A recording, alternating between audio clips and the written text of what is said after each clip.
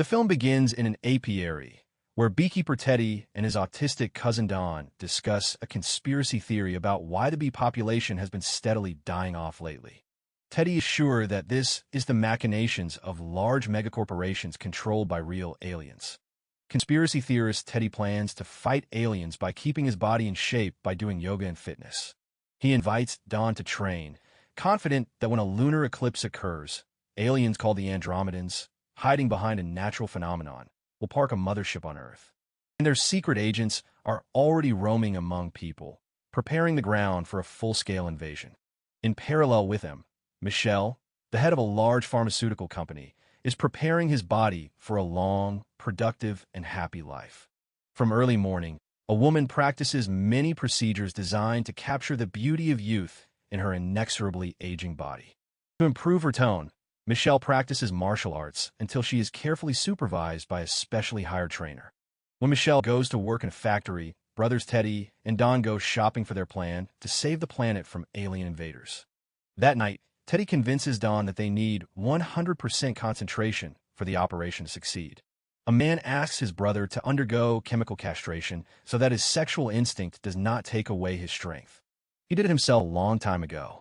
Don breaks down in the name of decency, but eventually agrees to an injection that causes irreversible changes in the body.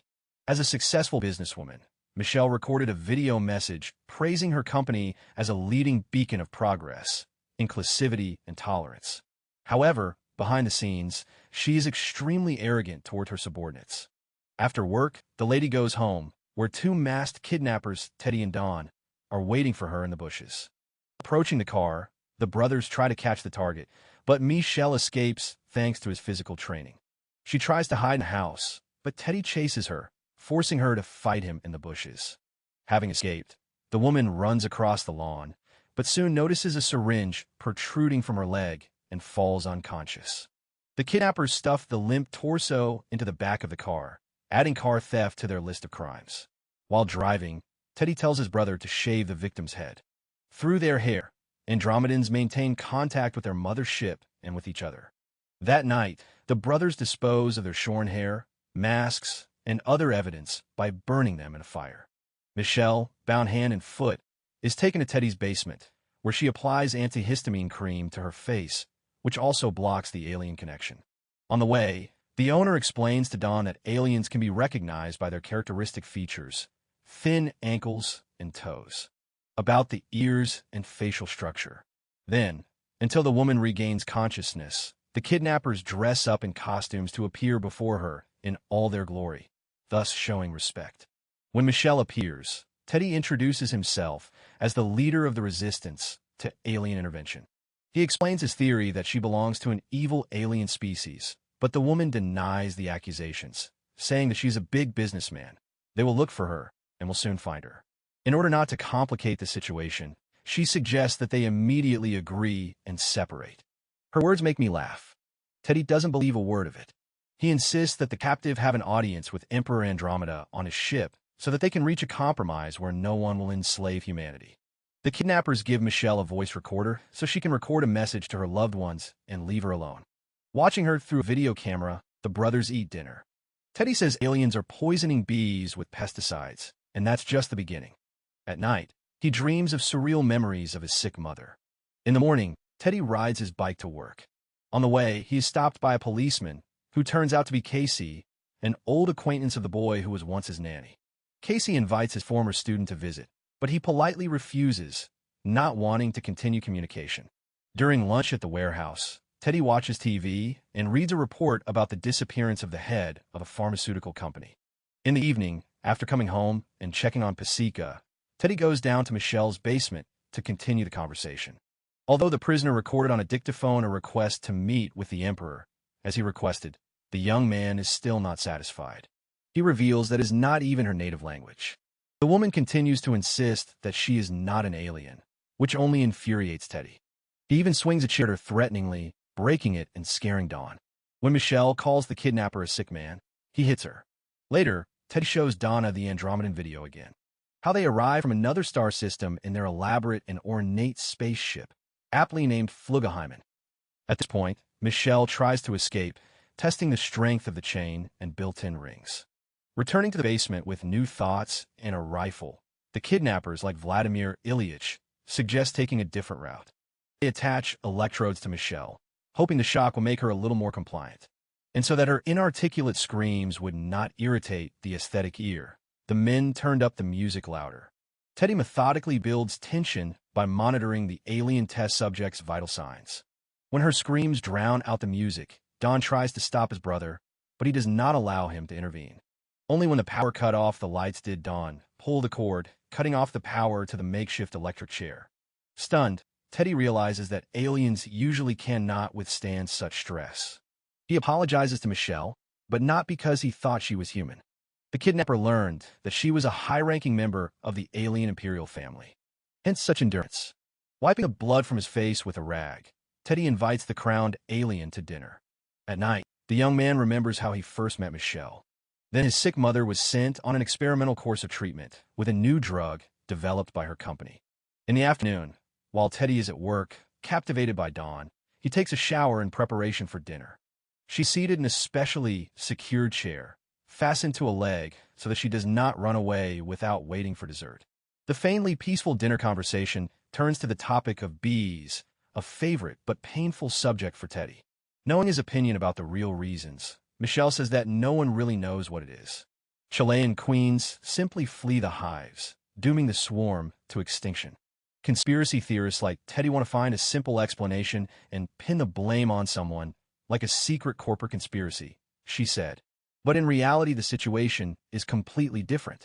When Teddy again accuses the guest of killing bees, calling him an alien, Michelle suddenly remembers that she saw him when the man's mother signed up for an experimental treatment. After this, the woman's condition worsened and she fell into a coma.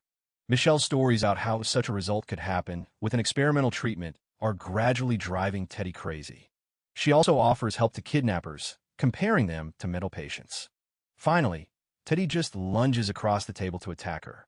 He chokes Michelle, who responds by stabbing him in the arm with a fork. Knocked out by a falling chair, the girl tries to run away, but the young man catches up with her. But Michelle, showing miracles of ingenuity, first closes the guard, then sweeps and ends up on a full horse. Only a blow to the face with a tranquilizer calmed her down. At this moment, a police car drives up to the house. Officer Casey looks around and sees Teddy's old friend in the window. The policeman asks permission to enter, saying that he is checking the area for the missing head of the corporation, Michelle. Her car was recorded on a nearby surveillance camera. Teddy quietly turns off the CCTV monitor, which shows the captive unconscious in the basement where Dawn is holding her. To Cope's questions, he replies that he did not see either the car or the missing woman. According to rules of hospitality, the owner is forced to treat guests using only one hand. The second one was injured in a fight with a fork. To somehow distract the visitor, Teddy takes him outside to show him the apiary. In the basement, Michelle wakes up, realizing someone is upstairs, and finds her guard looking nervous. Remembering that Teddy pushed her brother, completely subjugating his weak will to his own, the woman talks to him, trying to convince him that this is wrong and that Dawn can save her, like a true hero. However, he believes that she is a real alien and asks to take her with him on the spaceship. To gain his trust, Michelle promises to show Dawn the spaceship. He either asks forgiveness for everything he has done or describes everything with his brain. Teddy and Casey hear a gunshot outside, forcing the owner to beat the cop with a shovel to avoid getting burned. Back in the basement, Teddy notices a prisoner covered in his brother's blood. He grabs a gun, accusing Michelle of misleading her brother. The woman swears that she had nothing to do with this, but due to the emotional moment, she understands that she urgently needs to change tactics. She plays along with the kidnapper, admitting that he is conducting an experiment on her mother to rebuild her internal organs, artificially putting her in a medically induced coma. To save her, it is enough to administer the antidote from the yellow bottle of antifreeze lying in her trunk. She invites him to immediately verify this statement in person. Teddy doesn't believe it, but Michelle convinces him it's true. Why would he lie if he's on a chain? Just in case, the guy knocks off the woman's kneecap with a well-aimed blow from his buttock to limit her mobility. Entering the room, he injects blue liquid into the four and waits impatiently for the mother to wake up. However, the wait ends with a natural outcome.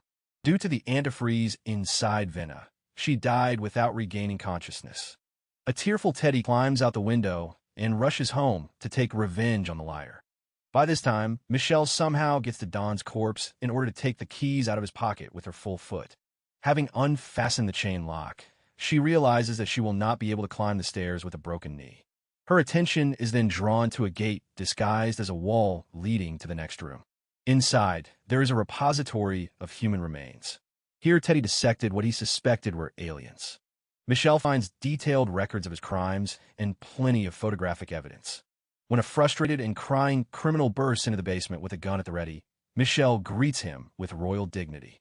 Playing as Teddy, who is depressed over the loss of his relatives, a woman learns that he has killed 2 people. She then tells him why aliens look like humans. A long time ago, the Andromedans came to Earth. Dinosaurs lived here then.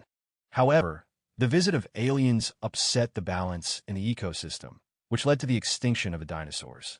In an effort to make amends, the celebrity guests created the first people in their own image and likeness. People worshipped the Andromedans as if they were Atlanteans, but their corrupt nature took its toll. From time to time, humanity tried to destroy itself by organizing wars and polluting nature. Last time, only a small handful of people survived, having managed to build the Ark before the flood. All this time, the Andromedans tried to change humanity, make it better, eradicate evil itself from their nature. It was for this purpose, and not at all for enslavement, that experiments were needed. The Emperor now has a way to once and for all end the wars and cruelties planned for the date of the lunar eclipse. This discovery turns Teddy's entire worldview upside down, causing him to lose his temper and cry. The time of the lunar eclipse is approaching. Michelle, wearing a wig, approaches the factory gates with Teddy. Despite Don's corpse lying in the back seat, the woman parks as usual and then limps to the office with her former captor. It is from there that teleportation takes place on board the mothership. While Teddy barricades the gate, Michelle takes out a calculator, a teleportation control panel. When she enters the secret code and waits for an answer, it turns out that the man has an improvised explosive device under his jacket. It is the threat of an explosion that forces the woman to play along and supposedly arrange the desired meeting with the Emperor of Strangers. Michelle tells Kamikaze to go into the restroom, which is assumed to be a disguised teleportation booth. When he closes the gate, a countdown begins, followed by an explosion. Michelle arrives in an ambulance. Emergency services are working near the plant where the explosion occurred. She suddenly breaks free from the doctor's grasp and runs to return to the scene on foot. The woman sneaks inside, trying to avoid police arrest. She is interested in her own office. Michelle takes the calculator and locks herself in a shabby closet, painted blood red with Teddy's remains. The next moment, she leaves the Andromedan spaceship. The teleport worked. In space, it is revealed that Michelle is actually one of the members of the Imperial family. She reports everything that happened, including losing her hair, to communicate. After which the Council, at her suggestion, came to the conclusion that the experiment with Earthlings had failed. As the Andromedans leave the Council chamber, Michelle leans over a flat replica of the Earth, covered in a bubble of atmosphere. A woman with a sad look breaks through this shell. All the people on the planet suddenly drop dead. Who is where? On the beaches, at school, in a museum, on the roads, everywhere. Only animals left unattended survived. Dogs, cats, and even bees. This is where the film ends.